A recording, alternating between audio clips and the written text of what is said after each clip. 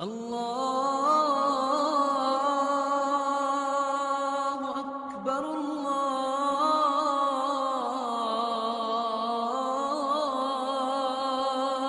اکبر۔ اس لیے اللہ ذوالجلال نے ایسے لوگوں کے بارے میں بیان کیا جو رب سے بدظن ہو جاتے ہیں، جو اللہ ذوالجلال کے بارے میں بدظنی کا شکار ہو جاتے ہیں، ایسے لوگوں کو بھی اللہ کا قہر پڑتا ہے۔ ابھی کتنی خوبصورت اپنے بات سنی۔ آج مسلمان کو یقین ہی نہیں رہا میرا کیا بنے گا، کیا بنے گا؟ وہی جو تیرے رب نے لکھا ہے۔ میرے فیوچر کے بارے میں کیا بنے گا؟ تیرے باپ کو بھی اللہ نے دیا، تجھے بھی اللہ دے گا، اس ساری دنیا کو اللہ دے رہا ہے، تمہیں بھی اللہ دے گا۔ ان اللہ لا یضیع اجر من احسن عملا، جو اچھا عمل کرنے والا ہے رب تعالیٰ اسے کبھی بھی محروم نہیں کرتے۔ اس لیے اللہ ذوالجلال نے فرمایا وَيُعَذِّبَ الْمُنَافِقِينَ وَالْمُنَافِقَاتِ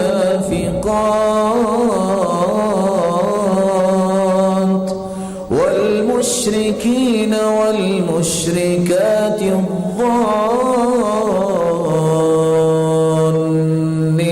بِاللَّهِ ظَنَّ السَّوْءِ عَلَيْهِمْ دَائِرَةُ السَّوْءِ وَغَضِبَ اللَّهُ عَلَيْهِمْ وَلَعَنَهُمْ وَأَعَدَّ لَهُمْ جَهَنَّمَ وَسَاءَتْ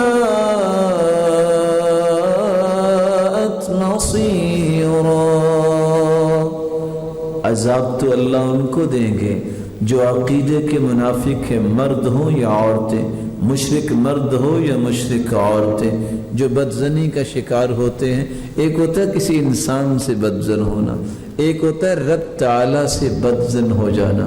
میرا تو کچھ بننا ہی نہیں ہے، میرا تو کچھ بنتا ہی نہیں ہے۔ اور اللہ کے بندے، تو 5 مہینے بعد دنیا میں آیا اور تیرے رزق کی پلاننگ تو مکمل کر کے اللہ نے اس سے پہلے بھجوا دی تھی۔ جب 4 ماہ کا بچہ ہوتا ہے، روح پھونک دی جاتی ہے تو اللہ کا نورانی فرشتہ آ جاتا ہے، یؤمر ب40، 4 فیصلے لے کر، بکتب اجلہ ورزقہ شقی او سعید۔ وہ فرشتہ آ کے لکھ کے فارغ ہو جاتا ہے، اس کی عمر کتنی ہوگی، اس کا رزق کتنا ہوگا، یہ کیسا ہوگا۔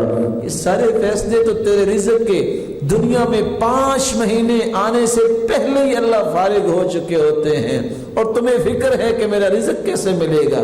انس رضی اللہ تعالی عنہ روایت کرتے ہیں رسول اللہ صلی اللہ علیہ وسلم نے فرمایا تھا لن تموت نفس حتى تستكمل رزقها فاتقوا الله واجملوا في الطلب۔